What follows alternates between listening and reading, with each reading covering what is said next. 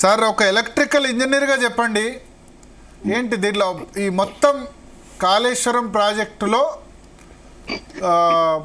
దీనికి కారణం ఎవరు? మేడిగడ్డ పిల్లర్లు కుంగిపోవడానికి కారణం ఎవరు? సీఎంను తప్పుబట్టాలా, సబ్ కమిటీని తప్పుబట్టాలా, లేదా ఇంజనీర్లను తప్పుబట్టాలా, కాంట్రాక్ట్ సంస్థను తప్పుబట్టాలా?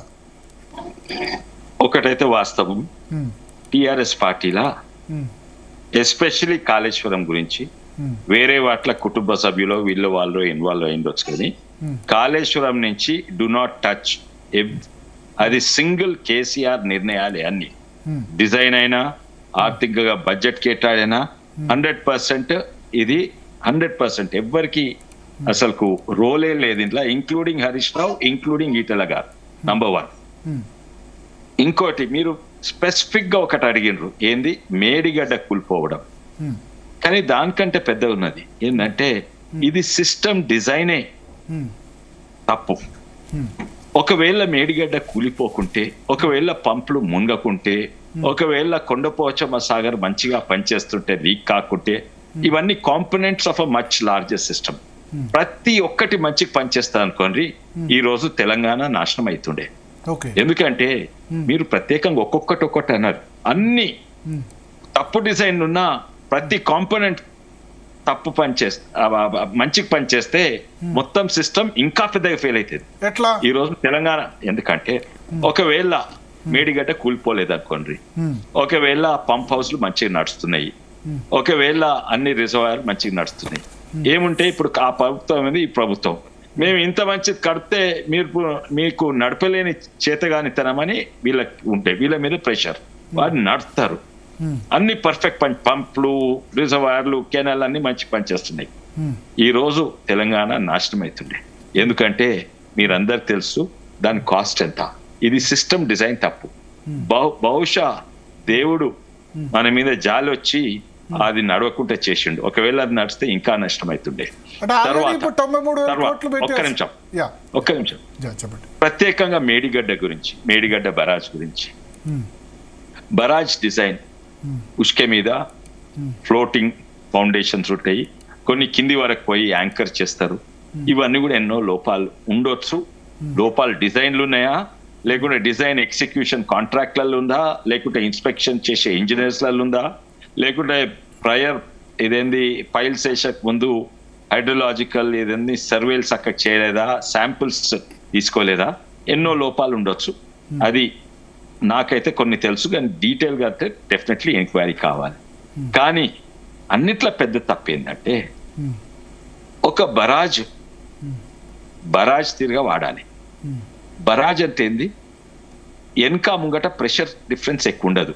వానకాలంలో నీళ్లు మొత్తానికి కిందికి పోతే కొంచెం డైవర్ట్ చేయవచ్చు కెనాల్కు, దానికి హెడ్ చాలా తక్కువ ఉంటుంది.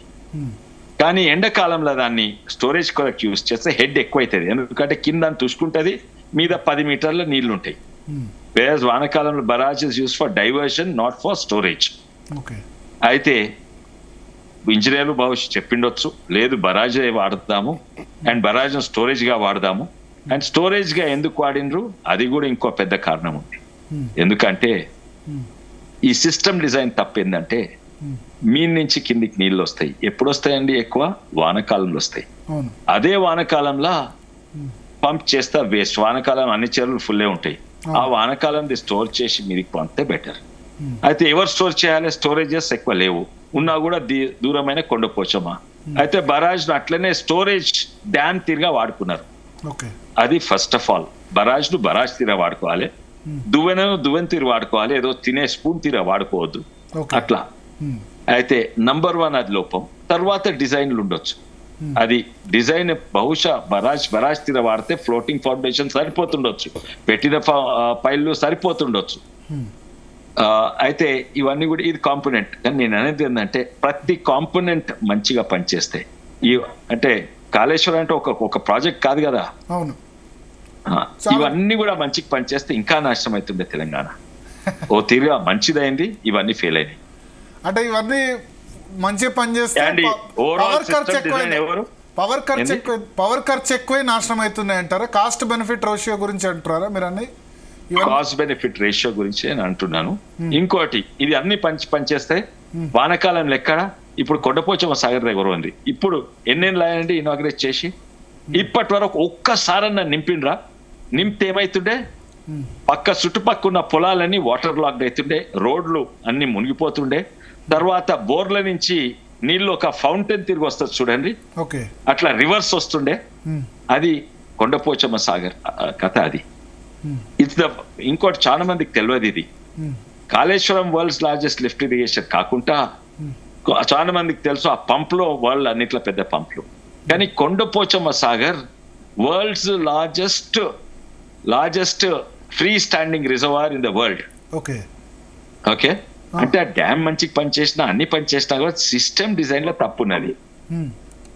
అయితే ఆ సిస్టమ్ డిజైన్ చేసిండు. నేను సివిల్ ఇంజనీర్ ఉన్నా అనుకోండి, నా బాధ్యత ఏంది? ఈ డ్యామ్ కు ఈ పిల్లర్ డిజైన్ చేస్తే నేను అది మంచిగా డిజైన్ చేసినా కూడా ఆ మొత్తం డ్యామ్ ను బరాజ్ ను డ్యామ్ తిరిగి వాడుకుంటే ఆ తప్పు నాది కాదు. కొన్నిట్ల సివిల్ ఇంజనీర్ తప్పు ఉంది. దీంట్లో నన్ను అడిగితే ముఖ్యంగా కేసీఆర్ గారిదే. తనకు చాలా అవగాహన ఉన్నది, తనకు నాలెడ్జ్ ఉన్నది, కామన్ సెన్స్ ఉన్నది, అవగాహన ఉన్నది. ఎందుకు ఇట్లా చేసిండ్రో నేను ఆ మీటింగ్ లో కూడా కొన్ని పోయినా. మీరు ఆ మీటింగ్ లో చెప్పారా ఏమైనా సజెషన్ ఇట్లా వద్దు అని చెప్పారా? ఉన్నప్పుడు ఇట్లా కాదు కొన్ని. నాకు యాక్చువల్లీ నేను ఆమె ఎలక్ట్రికల్ ఇంజనీర్. అయితే నన్ను మీటింగ్ లోకి పిలిచేది. అప్పుడు ఆ మీటింగ్ లో ఎక్కడ కూడా నేను ఎంతో మంది ఇంజనీర్ చూసిన. అప్పుడు ఎంతో మంది ఇంజనీర్స్ వస్తుంది. డిపి రెడ్డి గారు, పెంటారెడ్డి, తర్వాత ఈయన అఫ్ కోర్స్ విద్యాసాగర్ గారు ఎప్పుడు ఉండేది.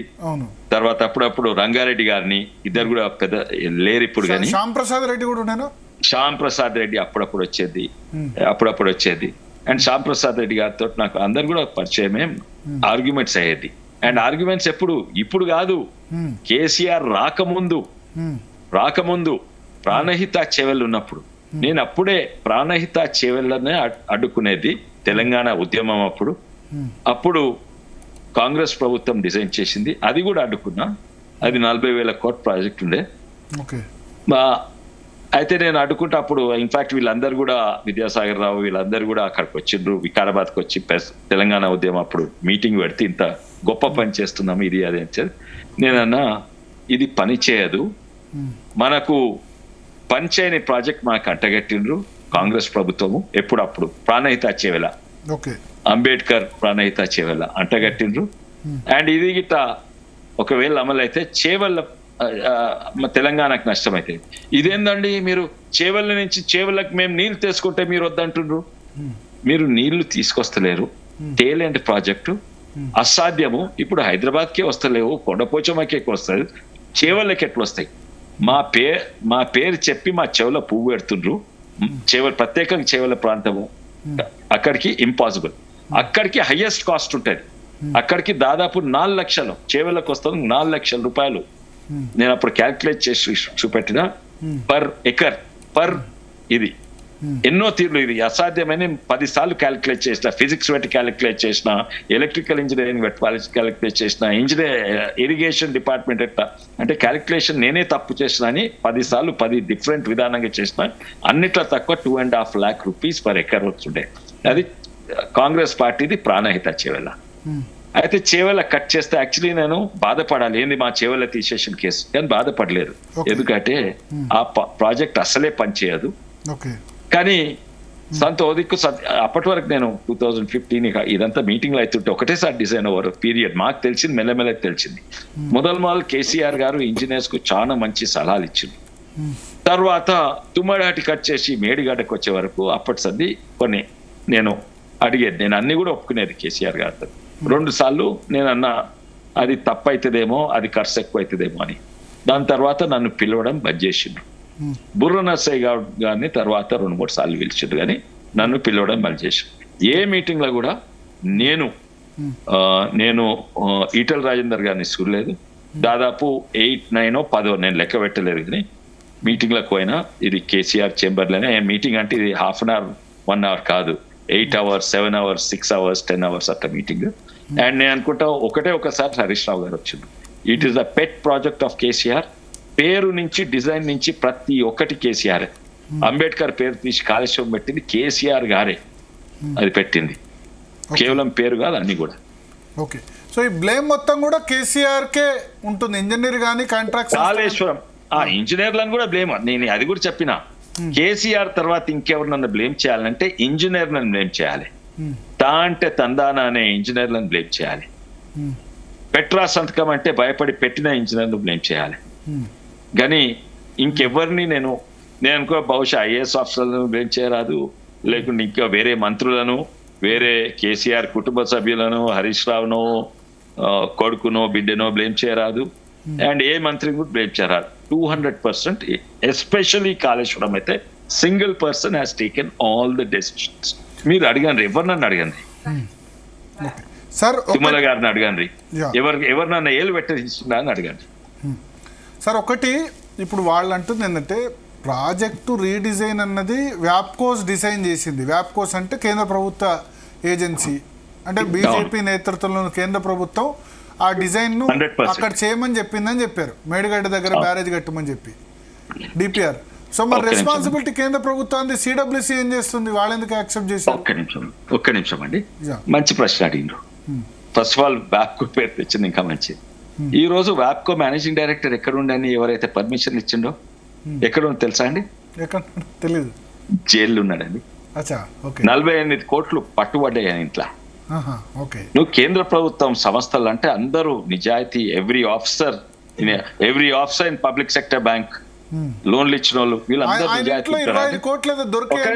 ఒక్క నిమిషం and it is public sector company. అయితే కేంద్ర ప్రభుత్వం ఎస్పెషలీ వ్యాప్కోస్ కు లంచం ఇచ్చి పైసలు తీసుకున్నాడు.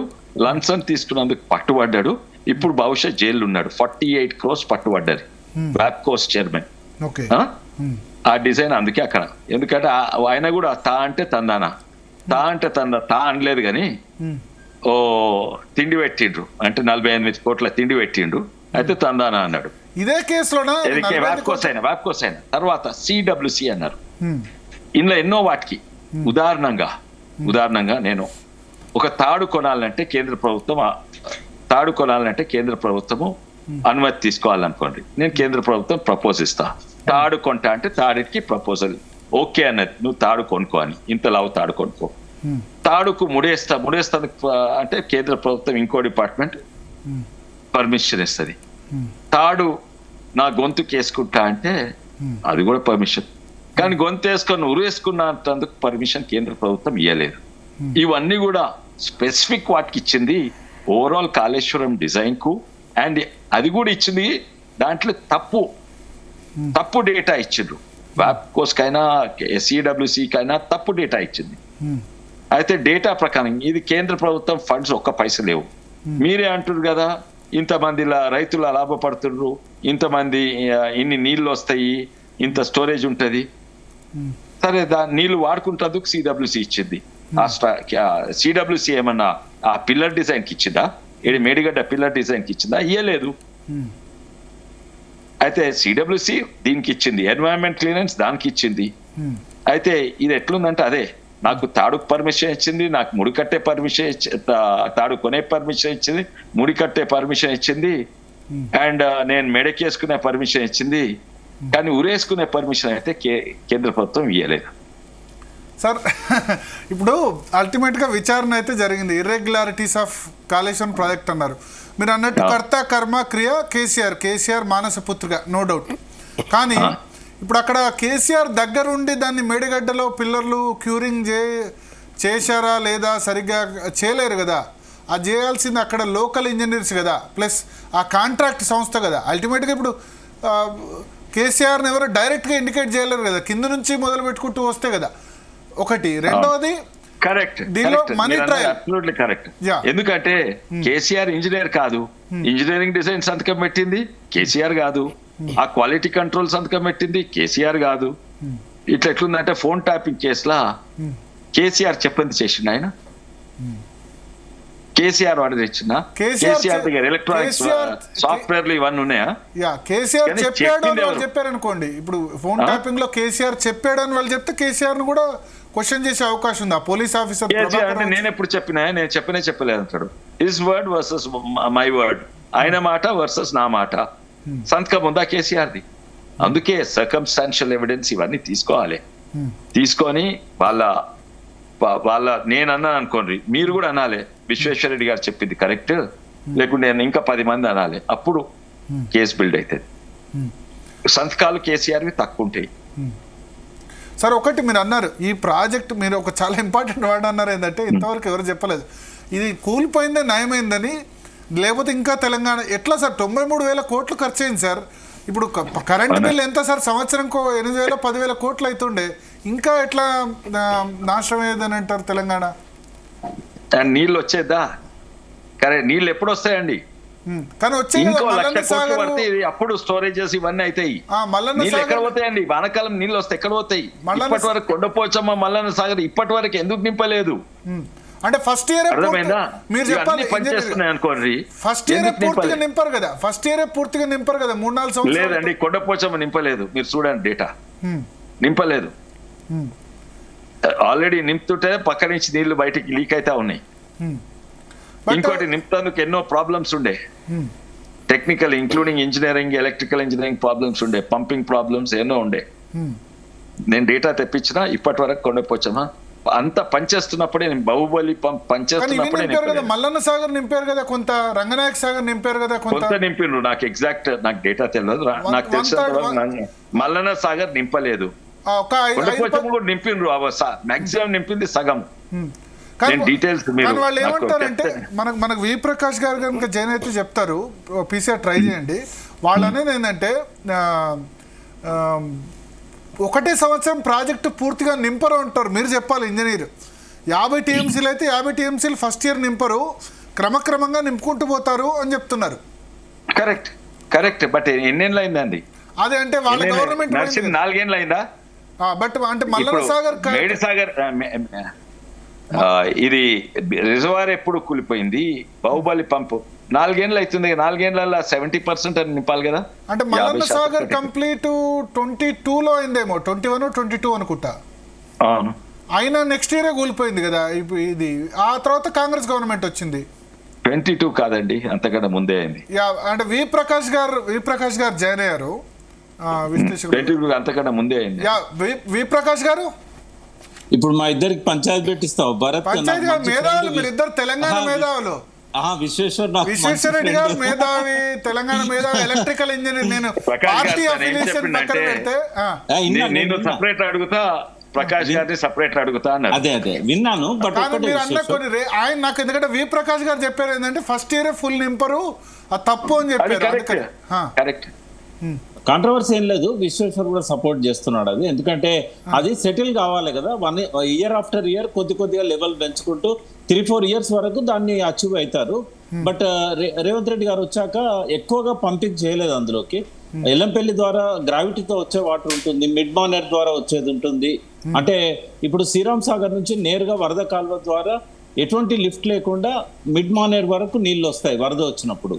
అంటే లాస్ట్ ఇయర్ కూడా వర్షాలు బాగుపడ్డాయి, అంతకుముందు ఇయర్ కూడా వర్షాలు బాగుపడ్డాయి. కాబట్టి ఆ నీళ్ళని నేరుగా ఏం చేస్తారంటే మిడ్ మానేర్ నుంచి అనంత్ సాగర్ కి, అక్కడ నుంచి రంగనాయక సాగర్, అక్కడ నుంచి కొండపోచమ్మ. ఒక పాయింట్ చెప్పారు, కొండపోచమ్మ సాగర్ దగ్గర నీళ్లు ఉబికి వస్తున్నాయని చెప్పారు విశ్వేశ్వర రెడ్డి గారు, చాలా ఇంపార్టెంట్ పాయింట్.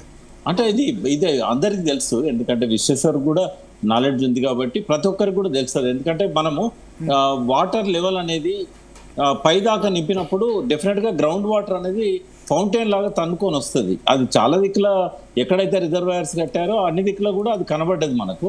బట్ దాన్ని మనం ఏం చేయలేము, ఎందుకంటే స్టోరేజ్ చాలా అవసరం మనకి. ఆ అవసరం కాబట్టి మనం దాన్ని ఏ లెవెల్కి అయితే నింపితే మనకు అవసరమో ఆ లెవెల్ వరకు నింపుతారు.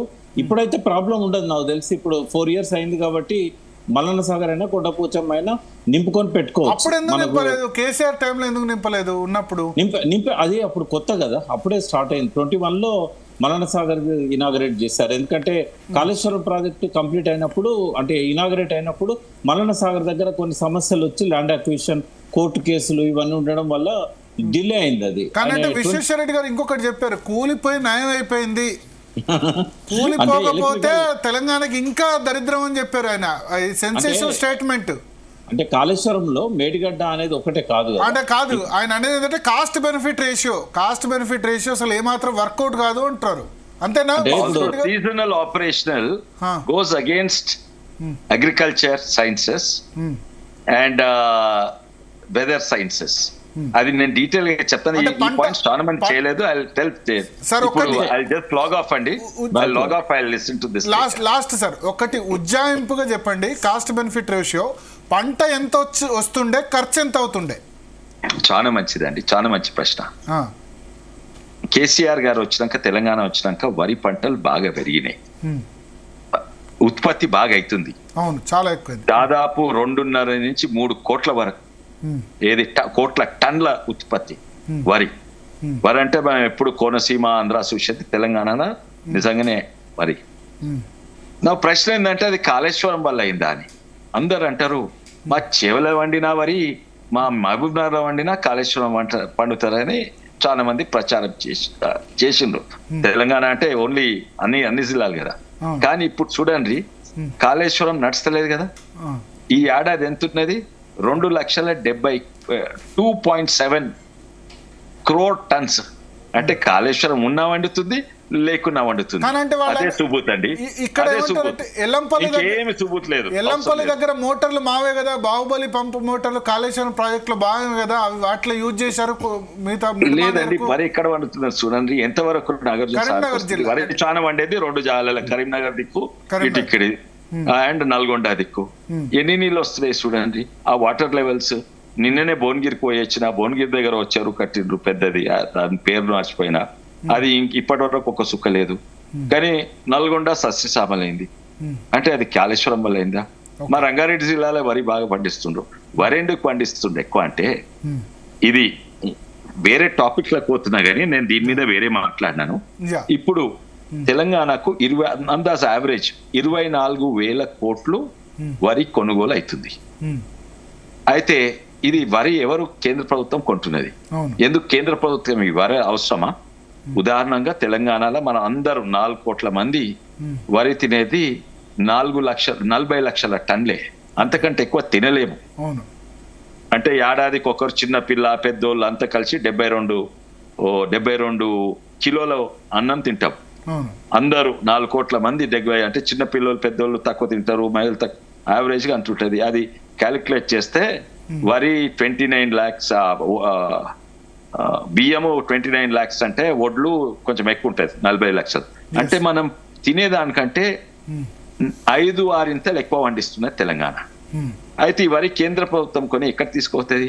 ఇంకెక్కడన్నా బీహార్ లో కూడా ఎక్కువ పండిస్తుండ్రు, పంజాబ్ లో ఎక్కువ పండిస్తుండ్రు, యూపీలో ఎక్కువ అంతటా ఎక్కువ పండిస్తుండ్రు. ఈ వరి తీసుకొని ఎన్నో గోడౌన్స్ లో మురుగుతున్నాయి, పౌల్ట్రీ ఫీడ్ అయింది, దీంతో ఆల్కహాల్ తయారవుతుంది. వరితోటి దేశానికి లాభం అయితే లేదు, కానీ రాష్ట్రానికి బాగా లాభం అవుతుంది. ఎందుకంటే 24,000 crores అక్కడ పోతుంది. It's almost like fund from the central government given to Telangana. అందుకే అందరినీ వరి వండించేది. ఇంకోటి వరి వండించుడు తక్కువ లేబర్ అండ్ తక్కువ లెస్ ఎఫర్ట్ తోటి వండియవచ్చు. ఇది మీరు చూడండి, యావరేజ్ పర్ తెలంగాణ ఆల్మోస్ట్ అంటే according to official data 30.9 lakhs farmers ఉన్నారు. 24,000 crore డివైడ్ చేస్తే 70,000 rupees కేంద్ర ప్రభుత్వం రైతులను ఆదుకుంటందుకే ఇస్తుంది. ఎందుకంటే రైతులను పాత ప్రభుత్వం ఆదుకోలేగలుగుతుంది, ఈ ప్రభుత్వం కూడా ఏదో ఒకసారి రుణమాఫీ సగం మందికి ఇచ్చేది ప్రతి ఏడాది ప్రతి రైతు కుటుంబానికి. అయితే రైతు వరి పెరిగేది ఎక్కువ కాళేశ్వరం వల్ల కాదు, ఇంకేం అలాగే. ఎందుకంటే వాళ్ళకు దిక్కు లేదు, కేంద్ర ప్రభుత్వం ఫండ్స్ ఇచ్చే. ఇంకొక పాయింట్ చెప్పని అని, ఇది మొత్తం భారతదేశంలో ఏ రాష్ట్రానికి ఇంత ఫండ్స్ వస్తలేవు. ఉదాహరణంగా ఉత్తరప్రదేశ్ కు మనకంటే 10 ఎక్కువ, 7 ఎక్కువ జనాభా, 10 ఎక్కువ రైతులు, మనకు 24,000 కోట్లు వస్తే ఆడ 2,40,000 కోట్లు రావాలి. ఉత్తరప్రదేశ్ కు ఓన్లీ 70,000 కోట్లు, 73,000 కోట్లు. అంటే అన్నిట్లో ఎక్కువ మన తెలంగాణ. ఇది రైతు వరి వండించేది వేరే కారణం, ఇది కాళేశ్వరం కాదు, ఇంకేది కాదు, ఇది financial and that is the reason. Okay, so electrical engineer గా పవర్ కాస్ట్ ఇప్పుడు కాదు సార్, ఇంకో 15 సంవత్సరాల తర్వాత డ్రాట్ అప్పుడు, ఇప్పుడు నాగార్జున సాగర్ శ్రీశైలం కట్టేటప్పుడు 200-300 కోట్లు ఖర్చు అయింది. కానీ ఇప్పుడు లక్షల కోట్లు పెట్టినా ప్రాజెక్టు కట్టలేరు. ఇప్పుడు బీఆర్ఎస్ వాదన ఏంటంటే, ఇప్పుడు మేము ఇవాళ హరీష్ రావు చెప్పింది ఏంటంటే 80,000 కోట్ల ఖర్చు, జస్ట్ కాస్ట్ ఎస్కలేషన్ 93,000 కోట్లు అయింది. ఇంకా 20 సంవత్సరాల తర్వాత ఇటువంటి ప్రాజెక్ట్ కట్టాలంటే కట్టరాదు, ఇప్పుడు కాబట్టి కట్టాం. అప్పుడు పవర్ చార్జెస్ తో కంపేర్ చేయలేమని అంటారు. అప్పుడు పవర్ చార్జెస్ ఎంత ఉండకపోవచ్చు. ముందుకు ఎప్పుడు అవుతుండొచ్చు కానీ దీంట్లో ఇది ప్రాజెక్ట్ పని చేయదండి. Not only power cost, power ఫ్రీగా వచ్చింది అనుకోండి, ఓకే, అయినా కూడా ఇప్పుడు చూడండి ఆ ప్రాజెక్ట్ ఇల్ డిజైన్ ప్రాజెక్ట్. ఎందుకంటే గోదావరిని రివర్స్ పంప్ చేస్తారు. ఎప్పుడు రివర్స్ పంప్ చేస్తారండి? వానకాలంలో. వానకాలం మీ నుంచి కిందికి వస్తాయి. అటు మీ నుంచి కిందికి వచ్చే దేవుడు పంపే నీళ్ళు, కేసీఆర్ దేవుడు పంపే నీళ్ళు కింది నుంచి మీకు వాయే. ఈ రెండు దేవుళ్ళ ఈ ప్రాజెక్టులన్నీ నాశనం అవుతాయి. సరే కేసీఆర్ గెలిచిండు అనుకోండి దేవుని మీద, గ్రావిటీ మీద, అవి ఎక్కడ పోతాయి? బాహుబలి పంపించి ఎక్కడ కొండపోచమ్మ మళ్ళీ సారిపోతాయా? అవి సరిపోతాయా చెప్పండి? ఇది ఇల్ డిజైన్ ప్రాజెక్ట్ అండి. It goes against weather sciences, goes against agriculture sciences. ఇవన్నీ చూడలేదు. సాధారణంగా ఈ ప్రాజెక్ట్ లో సిస్టమిక్ డిజైన్ లా తప్పు ఉన్నది. సిస్టమ్ ప్రతి ఒక్కటి పనిచేసినా కూడా ఈ ప్రాజెక్ట్ లాభం లేదు. దీన్ని ఇంకా మంచి చేయాలంటే ఇంకో 1,00,000-2 లక్షల కోట్లు పెడితే అప్పుడు కొంచెం సరిదిద్దొచ్చు. మీరు ఈటల డిఫెన్స్ కు వచ్చారని అంటున్నారు. ఇవాళ కొద్దిమంది ఈటల రాజేందర్ మీ మిత్రుడిని రక్షించేందుకు ఇవాళ ఎలక్ట్రికల్ ఇంజనీర్ రంగంలో దిగారంటారు విశ్వేశ్వర రెడ్డి గారు. అండి, నేను వాస్తవాలు చెప్పిన ఈటల రాజేందర్ గారు కూడా ఏదో చెప్పిండ్రంటే నాకు తెలియదు, నేను చూడలేదు. అండ్ ఆయన రెస్పాన్సిబిలిటీ ఉంటుందా ఉండదా me as per your knowledge? అంటే నాకు తెలుసు అండి, నేను ఆ పార్టీలో పనిచేసిన. మీరు అందరినీ కూడా అడగండి, ఆ పార్టీలో ఎవరినన్ను అడగండి. కాళేశ్వరంలో ఎవరినన్నా ఏలు పెట్టనిస్తారా? ఈటల ఒకవేళ ఒక క్యాబినెట్ డెసిషన్ తీసుకుంది, క్యాబినెట్ డెసిషన్ తీసుకున్నట్టు ఎవరు తెస్తే అందరు కలిసి ఓటింగ్ చేసిండ్రా? ఓ 10 మంది క్యాబినెట్ ఉంటే 6 మంది ఇట్లేషన్, 4 ఇట్లేషన్ ఉంటుందా? లేదు. It is single KCR decision. Finance minister Tummala ఉన్నారు, జూపల్లి ఉన్నారు ఇప్పుడు క్యాబినెట్ లో. అవునా, నాకు తెలుసు. తుమ్మల గారు ఉన్నారు, జూపల్లి గారు ఉన్నారు. వాళ్ళని లెక్క చేస్తాడు ఆ కేసీఆర్? చెప్పండి నిజంగానే. ఎస్పెషల్లీ దీంట్లో చెయ్యరు. అండ్ సింగిల్ మ్యాన్ ఒక్కసారి క్యాబినెట్ డెసిషన్ అయిపోయినాక యాజ్ అ ఫైనాన్స్ మినిస్టర్ అనే పాత్ర ఏంది? ఓకే, దీనికి 1,00,000 కోట్లు 90,000 కోట్లు కేటాయించడం. ఎప్పుడు కావాలి, ఎక్కడి నుంచి తీసుకురావాలి, లోన్ల నుంచి తీసుకురావాలనా, లేకుంటే ఎక్సైజ్ నుంచి వచ్చిన పన్నులు కలెక్ట్ చేసి దీనికి డైవర్ట్ చేయాలనా, లేకుంటే ఏది?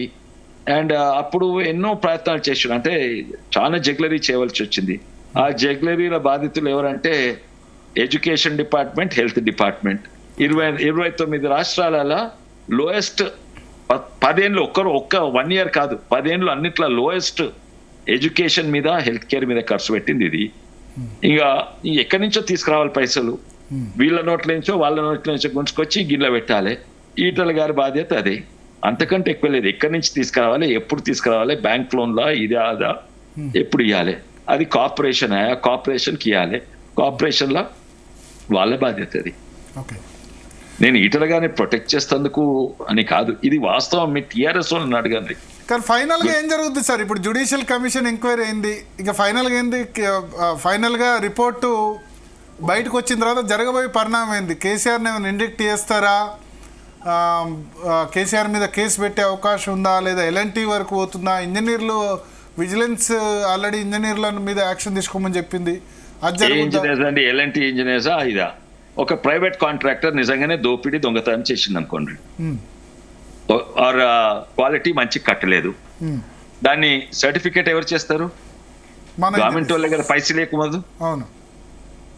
ఆ గవర్నమెంట్ వాళ్ళు నిజంగానే చేసిందా, వాళ్ళ మీద ఒత్తిడి ఉండే సర్టిఫికేట్ చేయమని? ఇవన్నీ తెలియదండి. దీనికి వాస్తవాలు నాకు ఫుల్ తెలియదు. ఇన్వెస్టిగేషన్ లో బయటపడుతుంది.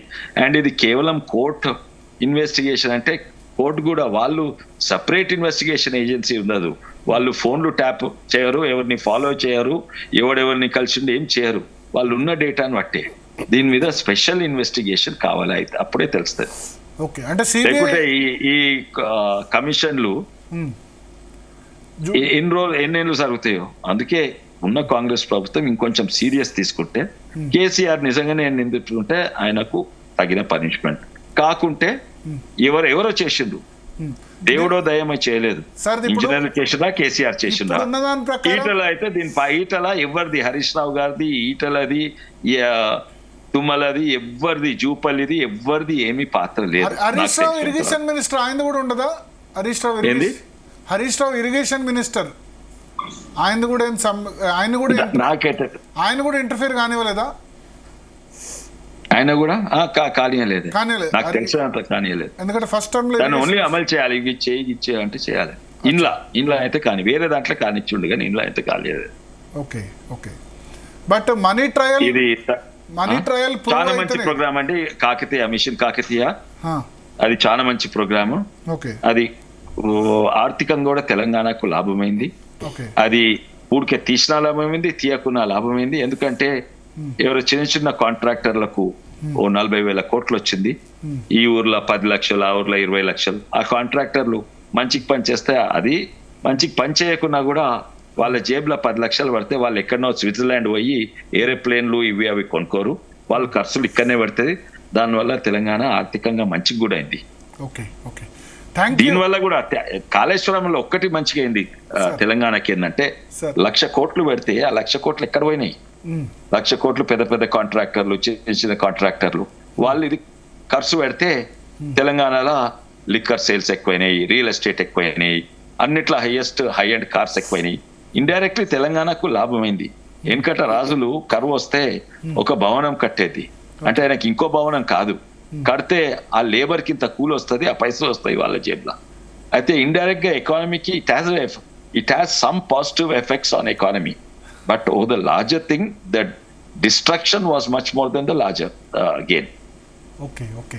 Thank you sir. మీ mission Bhagiratha was very good for Telangana. Mission Bhagiratha is good. Mission Bhagiratha Kakatiya రెండు గుడ్. మంచిదండి. నమస్తే సార్. మిషన్ భగీరథ సర్ప్రైజ్ ఇచ్చారు. Mission Bhagiratha is also very good. No I meant mission Kakatiya. Kakatiya. Okay okay. Mission Bhagiratha లోపం ఏంటంటే, సారీ, సెంట్రల్ గవర్నమెంట్ ఫండ్స్ మంచిగా తీసుకొని మంచిగా చేస్తుంటే మొత్తం తెలంగాణ జేబులే ఖాళీ అయినాయి. ఎందుకంటే వేరే రాష్ట్రాలు చేస్తున్నాయి కదా సెంట్రల్ ఫండ్స్ నుంచి అన్ని కూడా. వన్ ఆఫ్ ద మెయిన్ తప్పు ఏంటంటే, ప్రతి ఒక్కటి వేరే రాష్ట్రం ఇప్పుడు సెంట్రల్ ఫండ్స్ నుంచి తీసుకొని చేస్తున్నది. వాళ్ళు కూడా డ్రింకింగ్ వాటర్ ఇప్పుడు నడుస్తున్నది కేరళ, అలా ఇక్కడెక్కడ నడుస్తుంది. తర్వాత ఇవన్నీ కూడా సెంట్రల్ వితౌట్ ఇన్వాల్వ్, ఎందుకంటే సెంట్రల్ గవర్నమెంట్ ఉంటే వాళ్ళు ఓవర్సీ చేస్తారు, వాళ్ళకు ఇవన్నీ రికార్డ్స్ ఇవన్నీ కావాలి, టెస్ట్లు. అయితే సెంట్రల్ గవర్నమెంట్ ఇన్వాల్వ్ చేయకుండా కాళేశ్వరం కట్టిండ్రు, వాళ్ళ ఫండ్స్ తీసుకోకుండా సెంట్రల్ గవర్నమెంట్ ఇన్వాల్వ్ చేయకుండా మిషన్ భగీరథ చేసిండ్రు. అది తప్పు. ఇంకోటి అది అన్నిట్ల లాభం అయింది. 3 మిషన్ కాకతీయ అన్నిట్ల లాభమైంది తెలంగాణ. చిన్న చిన్న కాంట్రాక్టర్లు మొత్తం తెలంగాణలో ప్రతి ఊర్లో ఇంతో అంత దొరికింది. కొంతమంది మంచికి చేసారు, కొంతమంది మంచికి చేయలేదు. ఆర్థికంగా లాభమైంది. కొన్ని జాగాలలో నీళ్ల ప్రకారం కూడా లాభమైంది, సాగునీరు ప్రకారం.